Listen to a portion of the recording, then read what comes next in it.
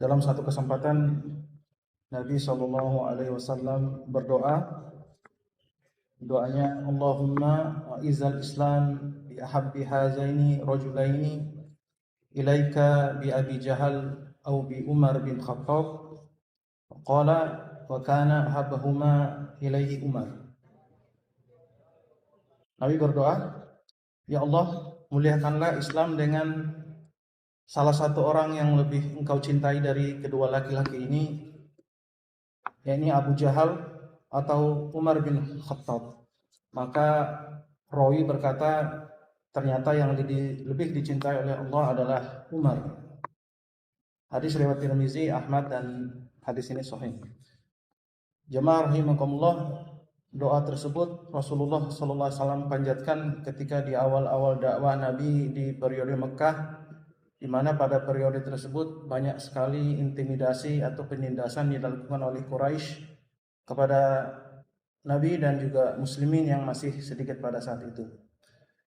Nah, di antara dua laki-laki yang diajukan oleh Nabi, yakni Abi Jahal dan Umar, Allah memilih Umar. Kita akan coba sedikit mengulik siapa sebenarnya Abu Jahal. Kalau Umar radhiyallahu anhu, khalifah beliau yang kedua, sudah masyhur di kalangan muslimin. Namun kalau Abu Jahal ini seseorang yang kita lihat kenapa dia sampai menolak dakwah Nabi Shallallahu Alaihi Wasallam. Abu Jahal nama aslinya adalah Amr bin Hisham bin Mughirah dari suku Ma'zun dari kabilah Kinana. Sebelumnya dia itu digelari dengan nama Abul Hakam, Bapak Kebijaksanaan. Kenapa dia dinamakan Bapak Kebijaksanaan? Karena dia itu orangnya cerdas sebenarnya, dan cerdas, sehingga karena kecerdasan dia dalam usia yang relatif muda, dia sudah diundang ke dalam forum yang namanya Darun Nadwah. Darun Nadwah ini semacam forum besarnya Quraisy pada saat itu yang membahas tentang semua kebijakan negara atau politik yang ada pada saat itu. Amr bin Hisham atau si Abu Jahal ini diundang karena kecerdasannya dia. Namun karena kebencian dan permusuhannya kepada Islam, Nabi memberikan julukan yang terbalik, yakni Abu Jahal. Abu Jahal atau Amr bin Hisham ini sosok yang sangat bengis, kejam, dan juga tidak pandang bulu. Semua musuh-musuh Islam dia lawan, bahkan melakukan penindasan yang sangat luar biasa. Sehingga akibat dari penindasannya yang kejam ini, Nabi memberikan dia julukan yang kedua.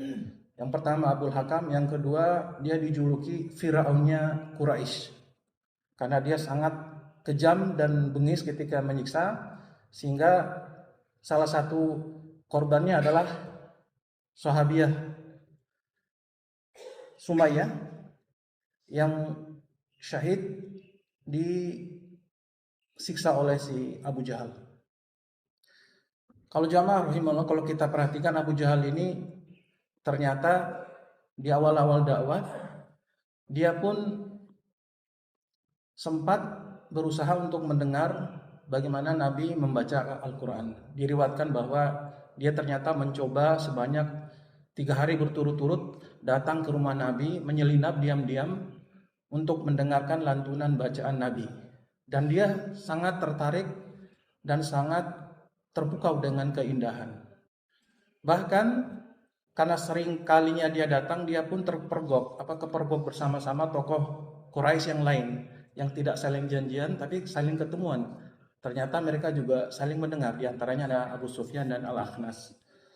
Jamaah rahimakumullah, apa yang kita bisa petik bahwa ternyata ketertarikan seseorang ketika mendengar lantunan Al-Quran maupun makna-maknanya tidak sampai membawa dia tersentuh namanya mengakui Islam atau menerima Islam sebagai agamanya.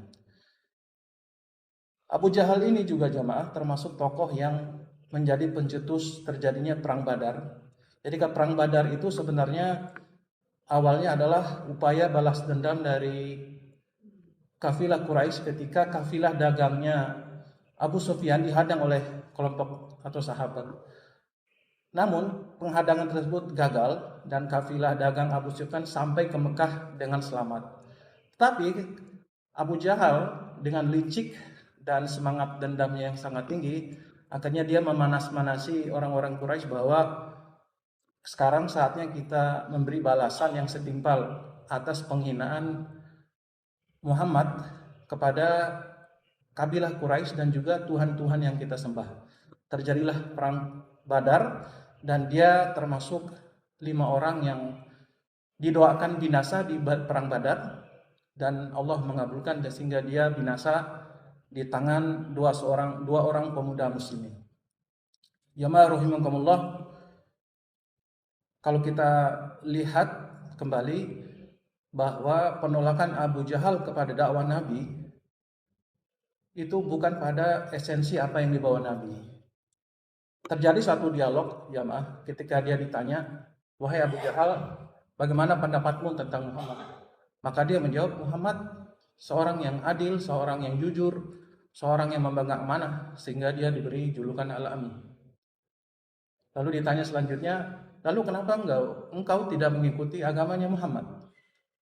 Maka jamaah, jawaban ini sebenarnya jawaban yang cukup mencengangkan buat kita dengar. Jadi jawabannya kurang lebih bermakna seperti begini jamaah. Kabilah saya namanya. Jadi Abu Jahal bercerita kenapa dia menolak kedakwaan Nabi. Kabilah saya Bani Makhzum dengan kabilahnya Nabi Bani Hashim itu ibarat dua orang yang kalau dikasih kendaraan tunggangan akan berlomba satu sama yang lain. Ketika Bani Hashim memberi makan orang, maka Bani Makhzum pun akan memberi makan orang. Ketika Bani Hashim memberi sedekah minum kepada orang, maka Bani Makhzum pun, Bani saya akan melakukan hal itu. Ketika Bani Hashim memberi orang pekerjaan, kami pun melakukan itu. Bani Hashim diberi kesempatan memegang kunci Ka'bah, memegang bendera, kehormatan, kami pun berusaha untuk melakukan itu. Tapi jamaah, ini jawabannya si Abu Jahal. Ketika Bani Hashim mengklaim bahwa dari kelompok mereka muncul Nabi, di situ kami tidak terima. Ketika Bani Hashim mengklaim ada di antara kelompok dia, dari golongan dia yang menjadi Nabi, kami tidak terima. Disitulah saya membenci Islam. Kurang lebih seperti itu jamaah. Jadi kalau kita lihat jamaah, semangat jahiliyah atau bibit-bibit penolakan seperti yang dibawa oleh si Abu Jahal ini dalam skala yang lebih besar memang akhirnya membawa kepada kekufuran jamaah. Kita menolak akidah Islam karena semangat fanatisme golongan atau semangat kelompok. Dalam level yang kecil jamaah, mungkin semangat-semangat itu kebawa kepada kita, dalam artian mungkin kita menolak yang namanya suatu kebenaran karena kebenaran itu bukan mungkin dari masjid kita, atau bukan dari ustadz kita, atau mungkin dari kelompok kita. Seperti itulah dalam level-level yang lebih kecil. Tentunya tidak membawa kepada kekufuran jamaah, cuma akhirnya akan membawa kepada suatu penolakan kebenaran hanya gara-gara kita, seperti yang dikatakan Abu Jahal tadi, kalau Bani Hashim ada Nabi, kami nggak bisa, saya nggak terima. Seperti itu. Mungkin juga kalau kita katakan ini kebenaran disampaikan oleh seseorang, karena bukan dari masjid saya mungkin, atau bukan dari kelompok saya, akhirnya saya menolak. Nah seperti ini pun jamaah termasuk daripada hal-hal yang bisa menutup yang namanya pintu kebaikan. Karena itu dalam hadis yang lain Nabi bersabda, al-kibru batarul haq wa ghamtun nas. Kesombongan itu adalah menolak kebenaran dan merendahkan manusia. Jamaah rahimakumullah, sebelum kita tutup, kita ada berdoa kepada Nabi. Doa ini sahih. Doa ini memohon kepada Allah 4 hal.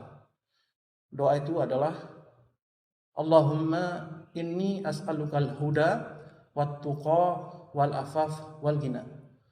Ya Allah, kami mohon kepadamu petunjuk, ketakwaan, al-afaf, sikap atau sifat penghindaran dari hal-hal yang Allah larang, wal ghina, sifat penghindaran dari keinginan terhadap harta-harta manusia. Allahumma inni as'alukal huda wat tuqa wal afaf wal ghina. Ya Allah, berilah kami kepada petunjuk, ketakwaan, sikap al-afaf dan al-ghina.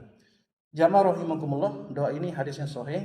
Dan ada juga satu doa jadi jamaah, doa ini sangat populer. Mungkin jamaah, saya juga baru kaget ketika coba kita baca bahwa doa ini ternyata tidak ada dalilnya dari Nabi. Tapi doa ini sangat populer dan maknanya sangat baik, dan menurut saya tidak ada salahnya kalau kita membaca doa ini dalam setiap kesempatan doa yang mustajab. Doanya Allahumma arinal haqqa haqqa warzuqna tiba'ah wa arinal batila batila warzuqna ijtinaba. Ya Allah, tampakkanlah kepada kami kebenaran itu sebagai suatu kebenaran, dan berikanlah kami kemampuan untuk mengikuti kebenaran itu. Dan tampakkanlah kepada kami suatu yang buruk itu keburukan, dan berikanlah kepada kami kemampuan untuk menjauhi keburukan itu. Allahumma arinal haqqa haqqa warzuqna tiba'ah wa arinal batila batila warzuqna ijtinaba. Doa ini sekali lagi jamaah jangan disandarkan kepada Nabi, namun doa ini banyak dipakai para ulama di buku-buku mereka ketika mereka menulis sebuah tulisan sebagai bentuk penyerahan diri kepada Allah bahwa kebenaran itu bisa datang dari siapa saja, dan kebenaran itu kita mohon kepada Allah agar kita diberi rezeki untuk mengikuti kebenaran itu, walaupun kebenaran itu disampaikan oleh siapapun dalam konteks yang baik. Demikian jamaah, lebih dan kurangnya saya mohon maaf, semoga bermanfaat. Billahi taufiq wal hidayah. Wassallallahu ala nabiyyina Muhammad wa ala alihi wa ashabihi ajmain. Assalamualaikum warahmatullahi wabarakatuh.